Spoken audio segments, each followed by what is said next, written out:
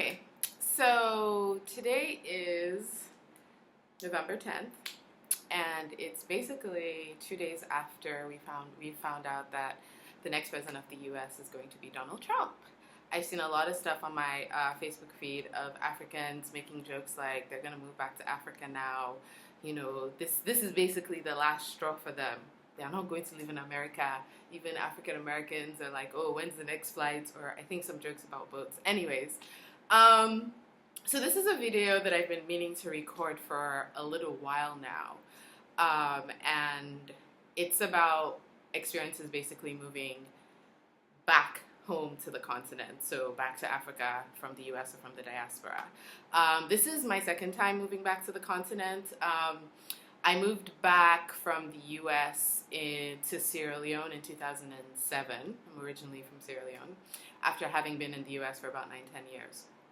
And then I left Sierra Leone again, and I moved back to the US because I wanted to, have more professional development and, get my master's. And the plan was like, okay, if I get my master's, I'll probably, be able to get a job and maybe, continue my life in the US. After I graduated from Columbia with a master's in journalism, there were a couple things kind of potentially pending for me after graduation in the US, but I just didn't want to sit around waiting. So I flew to Ghana, where my mom was living at the time, to kind of check out the scene. I'd been coming for multiple years, and I just wanted to kind of see if it was possible for me to leave the US and relocate back to Ghana.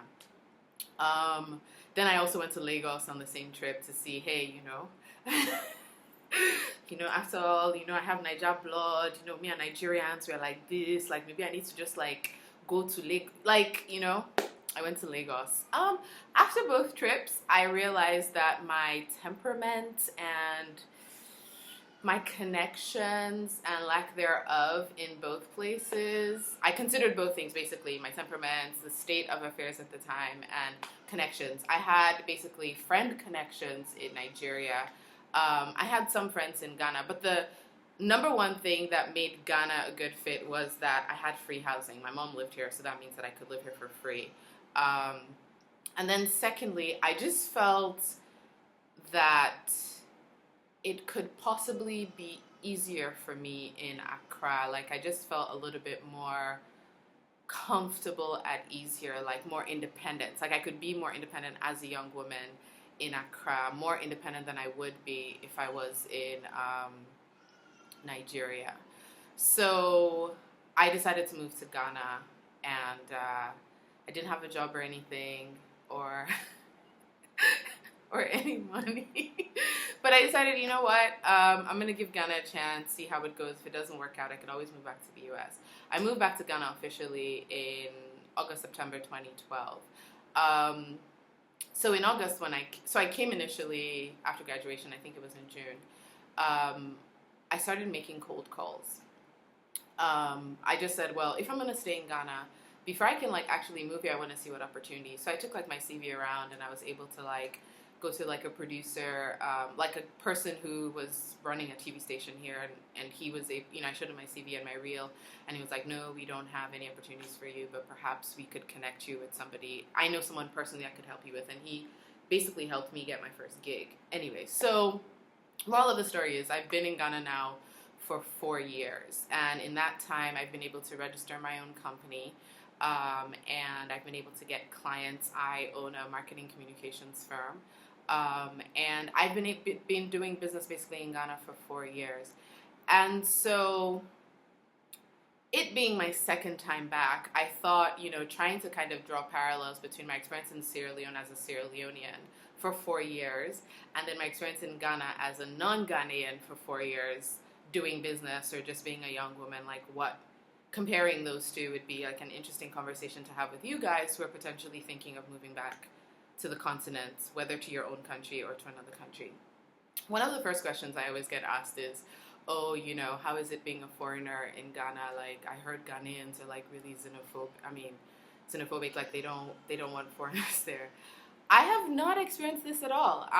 In actuality, every time somebody brings it up, I'm like, yeah, not been my experience. I mean, I also don't walk around hey, I'm a foreigner, I'm a foreigner, I'm a foreigner. And one of the advantages of being black in a black country is that everybody's going to assume that, like, you're from here. Ghanaians look like me, I look like them. There are lots of Ghanaians who return from the diaspora who sound like this. So nobody sees me or hears from me and goes, ah, you are not one of us. No, they automatically assume I'm Ghanaian, and then I have to, like, fail the mandatory tree test or God test or something. And then I'm like, yeah, well, you know, I am Ghanaian by heart, you know, but I am not one of you. Anyways, so there's no, for me, maybe it does exist, but I've not been able to, I've not experienced it personally. I think Ghana is very open. Some Ghanaians might even argue maybe it's too open to foreigners. But I think that spirit that Kwame Nkrumah kind of started, or that generation, the Pan-African spirit of, you know, this being the gateway to sub-Saharan Africa and, like, you know, being unified as black people, though it's not, like, colored in all experiences, I definitely feel like Ghanaians are welcome and open to other Africans. So that's been my experience by way of that. The one thing I think that there's a disadvantage to being a foreigner is that you don't have family members in business, you don't have family members or friends, close friends or relations who are going to be in, like, various private companies and government positions, who will know when contract bids are coming up, who are going to say, oh, my company's looking for this, you know, can you do it for us? So that's the downside. As a foreigner, nobody's coming to you. At least that's not been my experience. Nobody ever calls me and says, hey, Vicky, I have a gig for you. Or, hey, this thing is going on.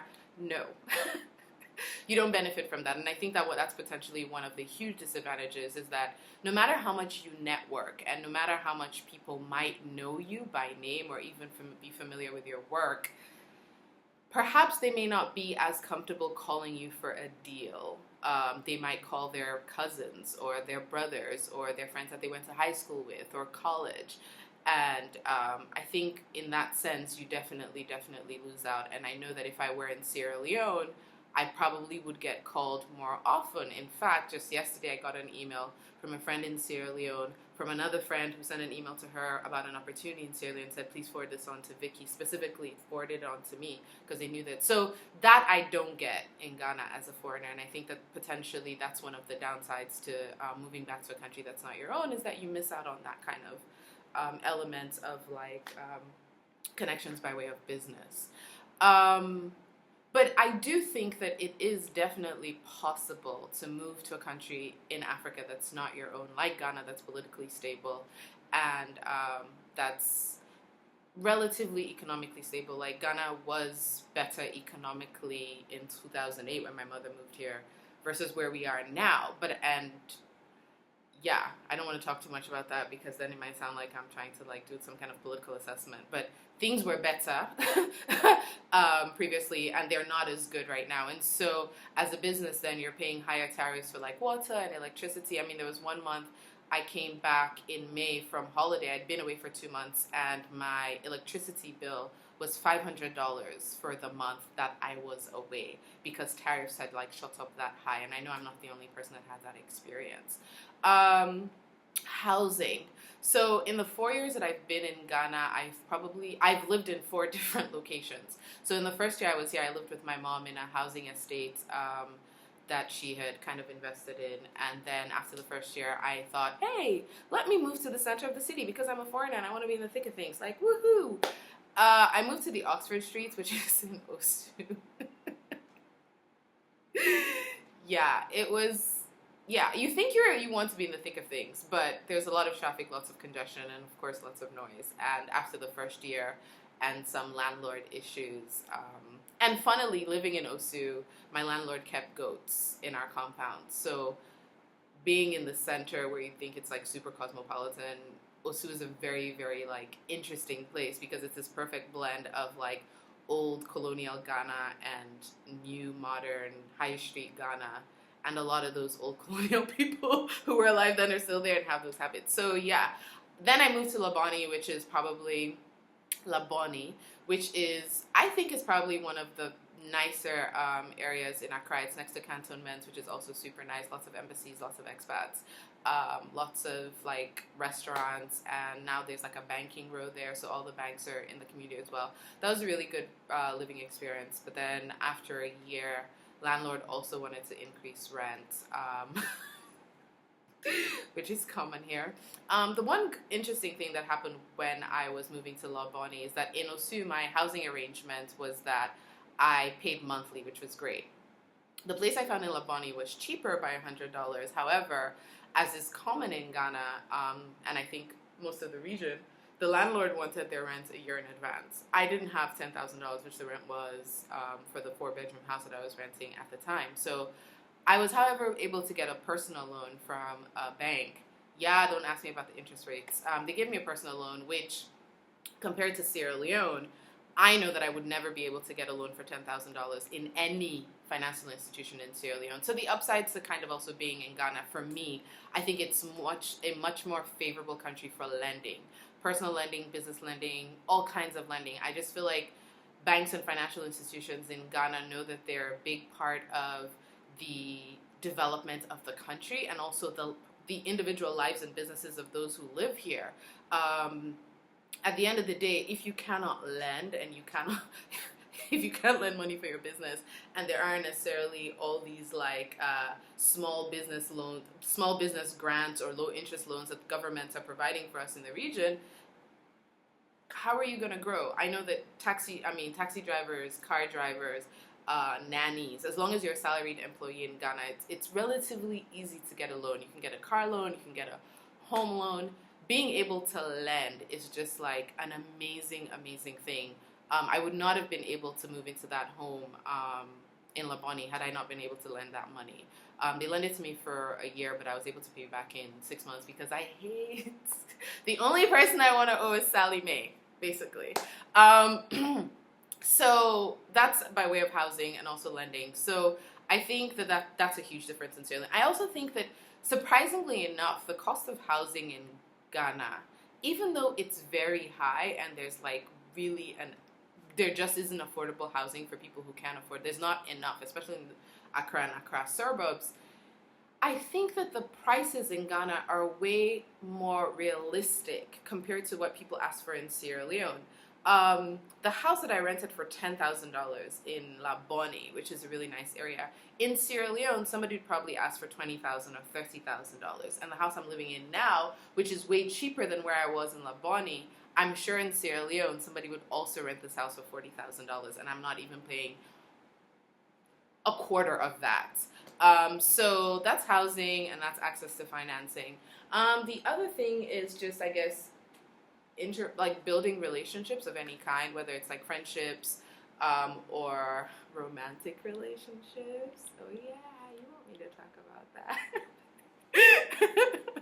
Yeah, so what I've found in Ghana is that Ghanaians are relatively friendly. And I say relatively friendly because I always say that my definition for friendliness and openness is probably, I probably gauge it a different way.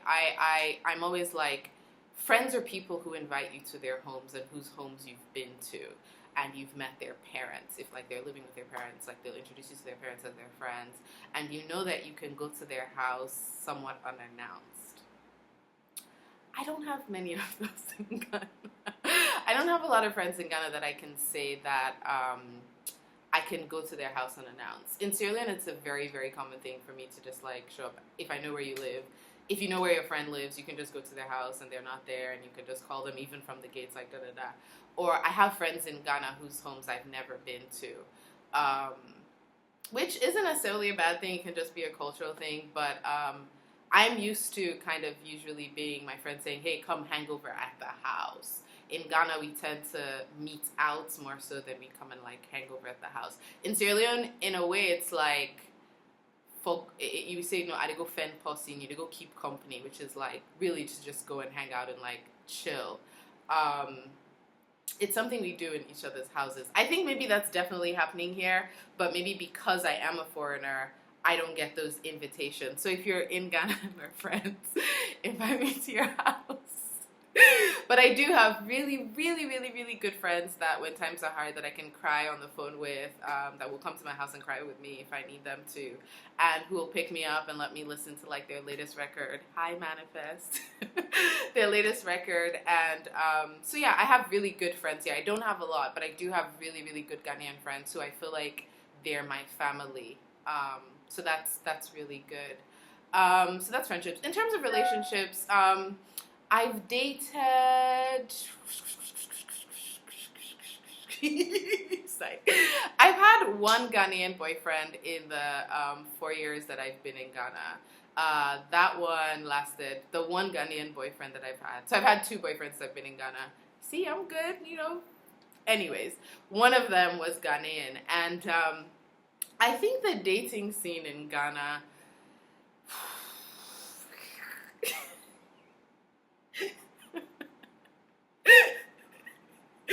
The dating scene in Ghana is interesting as in anywhere. I think the fundamental sub-Saharan African or West African dating rules apply that like attract likes. So, you know, a lot of returnees tend to, you know, attract other returnees, and sometimes there's some local returnee action, you know, whatever. There's, you know, people tend to date within their class and all of that. My personal experience, I think it's been positive.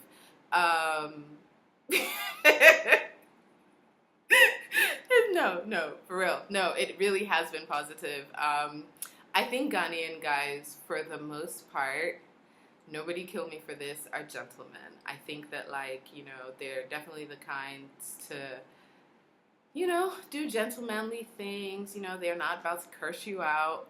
You know, if you guys have just agreed or pull over on the side of the road, get out of my, you will get, I beg, leave this guy. No, none of that is happening. Or perhaps I've not had that experience. Yeah, so that's what the scene is like. I think, oh, I'll tell you something really funny. So I'm a member of this, like, there's a mailing list or group, a really, really great group. If you come to Ghana, you should definitely check it out, Ahaspora, which started out as a mailing list that someone who returned from the diaspora started for people who had returned from the diaspora or who have diaspora leanings. Kind of like, it's really a community. And people post for all kinds of stuff, you know, looking for everything from hair clips to boxes to cars to important stuff on, like, legislation. And right now there's a lot of interesting conversation about the upcoming Ghana and the just finished U.S. elections. It's a great platform, and I think it's the kind of thing that definitely should be replicated in Sierra Leone in some way. But, you know, being the fool that I am, a couple months ago, because I needed a back rub, and I mean only a back rub, I posted on there if it was okay to trade in back rubs, and I got a lot of responses. Both for men and women, because it wasn't like, oh, I'm looking only for, like, you know, opposite sex back rubs. I would have, you know, gladly accepted back rubs. Anyway, so I did end up getting 2 back rubs. So 2 guys ended up giving me back rubs, and it was like a back rub for back rub kind of favor. And I still owe one a back rub. So, yeah, one of them had both of them had actually been educated overseas. So again, you know, you're more likely to engage with those kinds of people depending on your experience. I'm having a very specific returnee experience in Ghana, and I can't speak for what it's like here for non-returnees or even non-African expatriate returnees, which is who I am. So that's a dating scene. I mean, at the end of the day, with dating anywhere, it is what it is. But, Mr. Right, I'm still here waiting for you, so holla at you, girl. Anyway, so let's talk about business, because that's basically my favorite topic. I don't really have a lot of advice to give people who are looking for jobs, like wanting to move back because you're looking for jobs, because I've never moved back to look for a job. I've never really been able to stay in a job working for anybody else. When I started my company, it was to continue what I had been doing in Sierra Leone, which is marketing, communications, consulting, business development. I came to Ghana, and now I have 3 primary clients here. And this year we expanded into Sierra Leone, and I have 2 primary clients there. And it's really great work. And I guess the best part about doing this kind of work is being able to hire recent college graduates or just people who are otherwise would be unemployed, because I feel like then I'm making a contribution to nation building. I'm making a contribution to, you know, Africa rising, because that's the narrative that I want to be part of. So that's the best part. I think what gives you an edge starting a business or running a business back home, whether you're a returnee or not, is really two things. Running a business with integrity, that means doing what you say you're going to do, and productivity. I think that's the edge I have more than anything. Yeah, we could talk about my experience, my skill sets, but I think that my clients trust me and do business with me, not because I'm the best, but because they really, really believe in my sense of integrity. They know that, like, I'm not sending them inflated invoices. They know that I'm not cheating them. They know that, like, I'm not out here trying to, like, drive a Range Rover when I only have, Uber money. So that's really important. So if you're moving back and you're going to start your own business, like, you really have to run your business with integrity. It's really important. Otherwise, don't even bother coming back. Of course, yeah, then productivity, right? I mean, clients don't want to give you money to do something and you take 3 times. They want to start time, they want to finish time, and they want it to finish when you say you're going to finish. So a lot of what I do is basically managing other subcontractors to make sure they supply whatever they have to do on time. Sorry about all this cleavage, breastfeeding, you know how that goes. Anyways, so that's really important. I definitely think that, because what we do really is consulting, and that's the edge in our business. Anybody can gain knowledge. Anybody can, like, buy equipment, hire the best people, but not everybody can have integrity, and not everybody can be productive. So I think that if you're moving back home, whether it's to Ghana or to Sierra Leone or the rest of the continent, please, if you're going to get into the business community, uphold the same values that your bosses in the U.S. or whatever are forcing you to uphold there. Like, if you don't have integrity, please don't come. We don't need that here.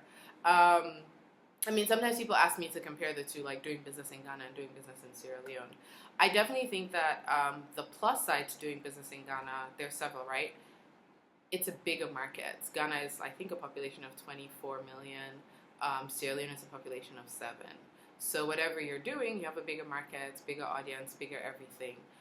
The other thing is technology. We actually have internet in Ghana. I don't think that what we have in Sierra Leone yet qualifies for internet. We only have about 2% internet penetration in Sierra Leone, which is like 100,000. I'm going to wrap this up because my son is clearly calling for me. The other thing that I think it's good to compare is manpower, right? So hiring here versus hiring there. Definitely, like, a recent college grad from Ghana is, for the most part, you're going to be better off here than a recent college grad in Sierra Leone.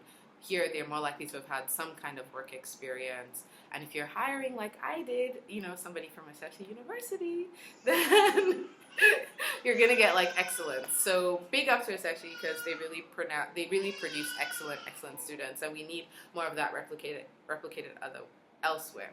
The other thing people ask is, like, have you ever had to pay a bribe, and, how do you deal with that? And, yeah, I'm going to wrap up soon. In Ghana, to be really honest, I'm not saying it's not there, but because of the way that my business works, where I go to represent my company and I'm the one doing all the negotiations, this face is not the kind of face you ask for a bribe. Like, I think people just know that I'm not the one.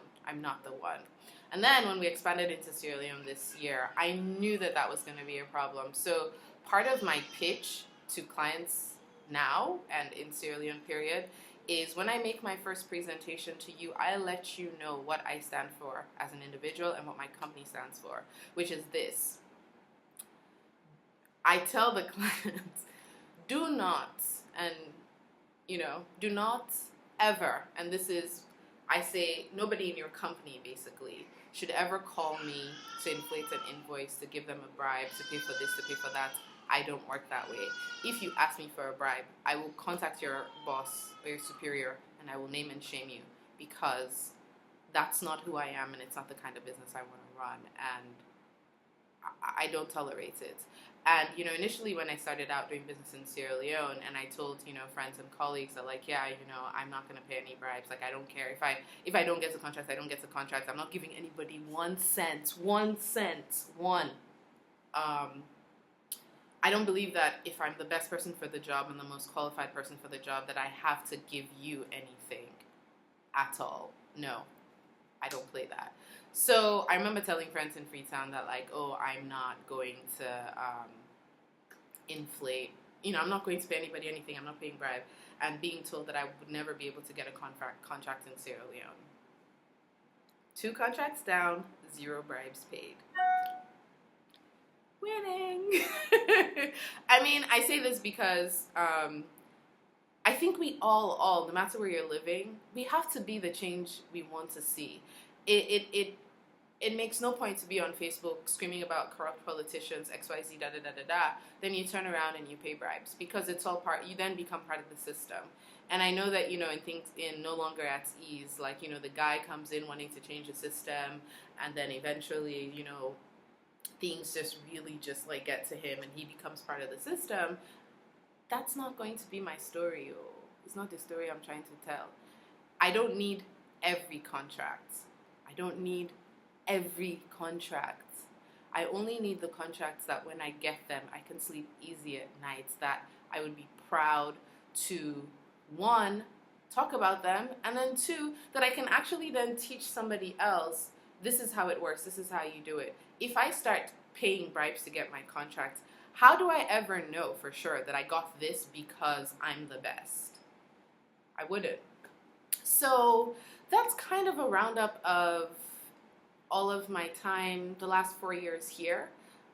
It's been really, really amazing. I've learned a lot. And I also clearly, because I had Returning Back to Africa Part 1, starring Vicky Remo in Sierra Leone, it is very, very easy also now for me to do Return to Africa Part 2, starring Vicky Remo in Ghana. It has been like Experience 1, Part 2, you know. And the movie is going to go to Part 3 and 4 and 5. We will just be here. The movie continues, my people. I'm just kidding. No, the point is, because clearly I came to Ghana with some kind of like savoir-faire. I wasn't a green undergrad just returning at the age of 22 as I was in Sierra Leone. I came to Ghana with a master's degree and 4 years under my belt having done work in Sierra Leone, which then puts me in a position to, you know, be able to better navigate the landscape, to understand doing business, etc., etc. So I had that kind of advantage. So my advice to you is that if you're thinking of moving to Ghana, moving to Sierra Leone, moving to anywhere else in the continent, you're welcome. Come home if you want to. But definitely don't come home looking for a job, because those of us who are here want those jobs. But do come home to create opportunities for others. Start your own businesses, start your own projects, so that we can continue to grow. Because at the end of the day, it really, really shouldn't matter that much who's president in the United States. It really shouldn't. At least not in the way that all of us are feeling right now. At least to me, I wanted Hillary Clinton to win, but at the end of the day, I'm like, you know what? I live in Ghana. I have staff. I have salaries to pay. I have a business to run. I care about what's going on here in Ghana and on the continent, and that's what we should all be focusing on. So definitely come home, come to build. There's a lot of work to do, and we don't need Donald Trump to make Africa great again. You and I can do that. Okay, so leave your comments below if you have any questions. Someone down here has been asking me to post the video.